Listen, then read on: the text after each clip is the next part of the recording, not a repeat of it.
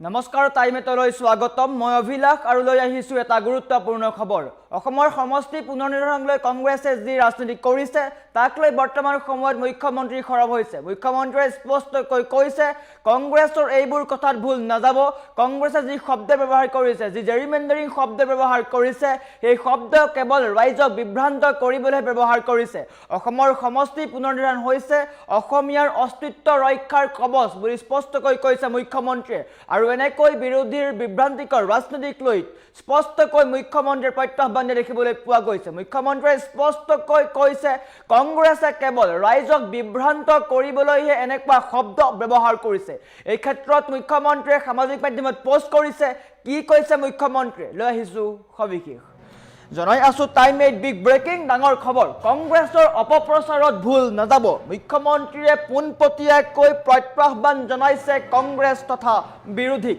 সমষ্টি পুনৰ্নিৰ্ধাৰণ অসমীয়াৰ অস্তিত্বৰ কবচহে বিৰোধীৰ জেৰিমেণ্ডাৰিং শব্দটো কেৱল ৰাইজক বিভ্ৰান্ত কৰাৰ জাল মুখ্যমন্ত্ৰীয়ে এই ক্ষেত্ৰত বৃহৎ প্ৰতিক্ৰিয়া প্ৰকাশ কৰিছে সমষ্টি পুনৰ্নিৰ্ধাৰণ কোনো ষড়যন্ত্ৰ নহয় সমষ্টি পুনৰ্নিৰ্ধাৰণ ষড়যন্ত্ৰ নহয় ই হৈছে অসমীয়াৰ বাবে এক ঐতিহাসিক প্ৰয়োজনীয়তাহে ইয়াৰ ফলত অসমীয়াৰ লাভ হ'ব ভোট বেংক আৰু তুষ্টিকৰণৰ ৰাজনীতিৰ অন্ত পেলাবলৈ আহিছে সমষ্টি পুনৰ্নিৰ্ধাৰণ পুৰণি ত্ৰুটিপূৰ্ণ ব্যৱস্থা ৰক্ষা কৰি ৰাজনৈতিক মুনাফা লুটাত ব্যস্ত বিৰোধী এনেকৈ কংগ্ৰেছক সমালোচনা কৰিছে জনগাঁথনি সলনি হোৱাৰ সময়ত কংগ্ৰেছৰ নীৰৱতাৰ ৰহস্য কি মুখ্যমন্ত্ৰীয়ে প্ৰশ্ন কৰিছে ভূমিপুত্ৰ ৰাজনৈতিক অধিকাৰ সুৰক্ষিত কৰাই হৈছে আমাৰ মূল লক্ষ্য তাৰ কাৰণেহে সমষ্টি পুনৰ্নিৰ্ধাৰণ কৰা হৈছে অসমৰ মাটি ভাষা আৰু সাংস্কৃতিক অনুপ্ৰৱেশকাৰীয়ে ধ্বংস কৰিছে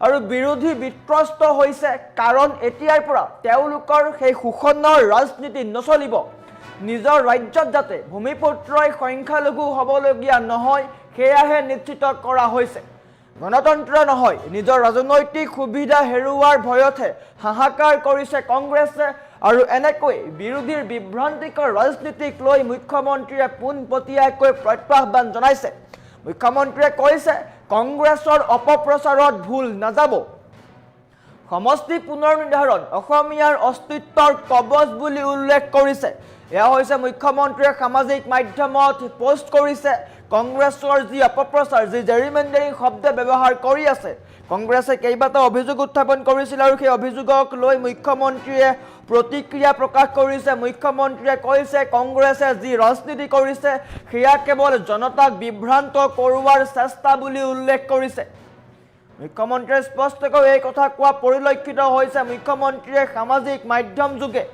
বিৰোধীক ঠকা কৰিছে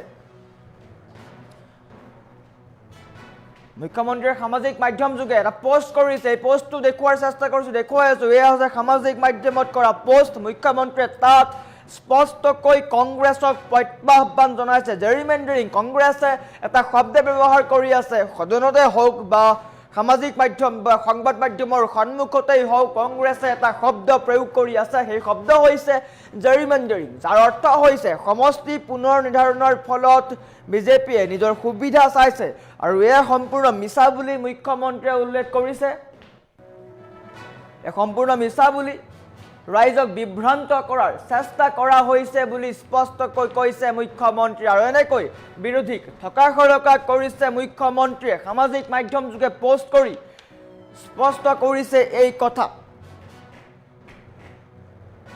নিৰ্বাচনী লাভৰ বাবে সমষ্টিৰ সীমাৰ অন্যায় পৰিৱৰ্তন কৰা হৈছে বুলি বিৰোধীয়ে যি অভিযোগ উত্থাপন কৰিছে সেই সন্দৰ্ভত মুখ্যমন্ত্ৰীয়ে সামাজিক মাধ্যম যোগে প্ৰত্যাহ্বান জনাইছে কংগ্ৰেছক স্পষ্টকৈ বিৰোধীক ঠকা কৰিছে মুখ্যমন্ত্ৰীয়ে কেইবাটাও মন্তব্য বা কেইবাটাও কথা কৈছে তাত স্পষ্টকৈ কোৱা হৈছে যে সমষ্টি পুনৰ্নিৰ্ধাৰণ এয়া হৈছে অসমীয়াৰ অস্তিত্ব ৰক্ষাৰ যুঁজ বুলি উল্লেখ কৰিছে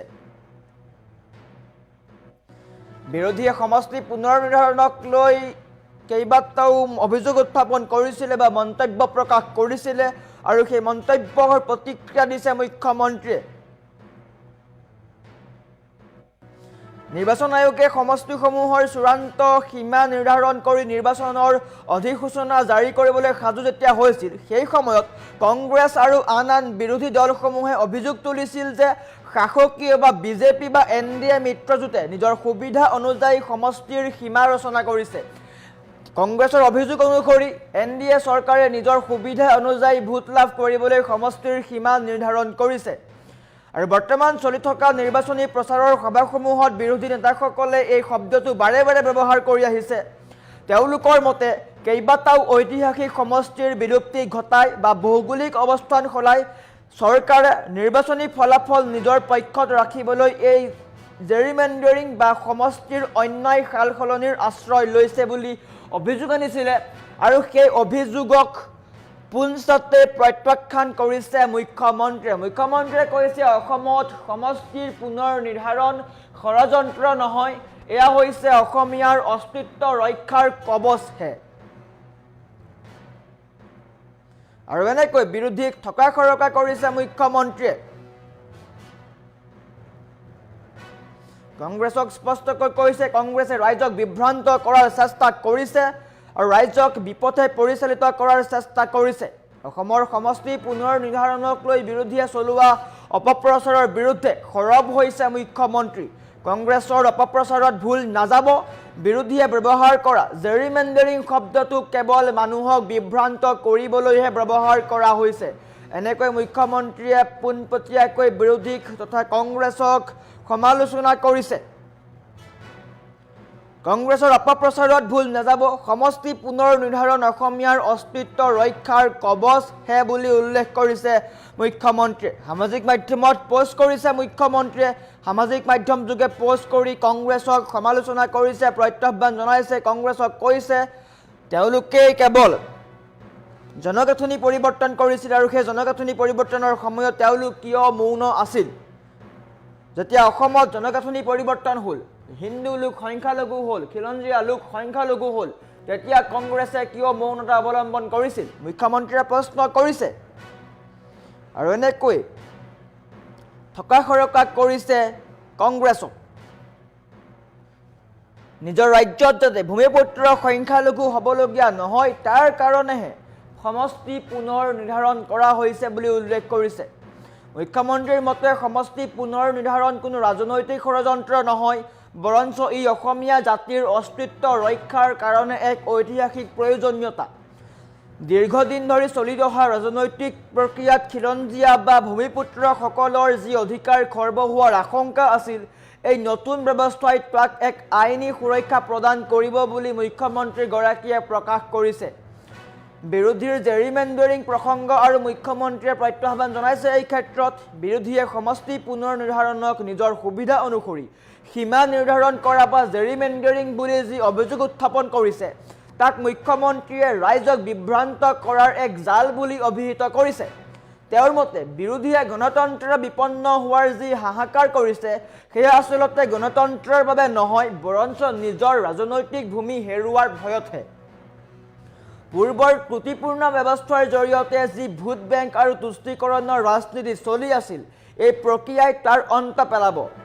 অসমৰ পৰিৱৰ্তিত জনগাঁথনিক লৈ মুখ্যমন্ত্ৰীয়ে কংগ্ৰেছৰ ভূমিকাক লৈও কঠোৰ সমালোচনা কৰা দেখিবলৈ পোৱা গৈছে। যেতিয়া অসমৰ জনগাঁথনি দ্ৰুতগতিত সলনি হৈ আছিল তেতিয়া কংগ্ৰেছে কিয় নীৰৱতা অৱলম্বন কৰিছিল তাক লৈ মুখ্যমন্ত্ৰীয়ে প্ৰশ্ন উত্থাপন কৰিছে। নিজৰ ৰাজ্যতে যাতে ভূমিপুত্ৰই সংখ্যালঘু হৈ পৰিবলগীয়া নহয় সেয়া নিশ্চিত কৰাই হৈছে মূল লক্ষ্য। অনুপ্ৰৱেশৰ ফলত ভাবুকিৰ সন্মুখীন হোৱা অসমৰ মাতৃ ভাষা আৰু সংস্কৃতিক ৰক্ষা কৰিবলৈ সমষ্টি পুনৰ নিৰ্ধাৰণ অতি জৰুৰী। মুখ্যমন্ত্ৰীৰ ভাষাত বা মুখ্যমন্ত্ৰীৰ এই পোষ্টত স্পষ্ট হৈছে যে চৰকাৰে সমষ্টি পুনৰ নিৰ্ধাৰণক কেৱল এক প্ৰশাসনিক কাম হিচাপে নহয়, বৰঞ্চ অসমীয়া ৰাজনৈতিক ভৱিষ্যত সুৰক্ষিত কৰাৰ এক অস্ত্ৰ হিচাপে ব্যৱহাৰ কৰিব বিচাৰিছে। তেওঁ ৰাইজক কংগ্ৰেছৰ অপপ্ৰচাৰত ভুল নাযাবলৈ আহ্বান জনাইছে আৰু কৈছে যে বিৰোধী বিস্ত্ৰস্ত হোৱাৰ একমাত্ৰ কাৰণ হ'ল এতিয়াৰ পৰা আৰু শোষণৰ ৰাজনীতি নচলিব। মুখ্যমন্ত্ৰীয়ে স্পষ্টকৈ কৈছে গণতন্ত্ৰ নহয়, নিজৰ ৰাজনৈতিক সুবিধা হেৰুৱাৰ ভয়তহে হাহাকাৰ কৰিছে কংগ্ৰেছে। আমাৰ লক্ষ্য হৈছে ভূমিপুত্ৰৰ সুৰক্ষা, সমষ্টি পুনৰ নিৰ্ধাৰণ কোনো ষড়যন্ত্ৰ নহয়, এয়া হৈছে অসমীয়াৰ অস্তিত্বৰ কবচ।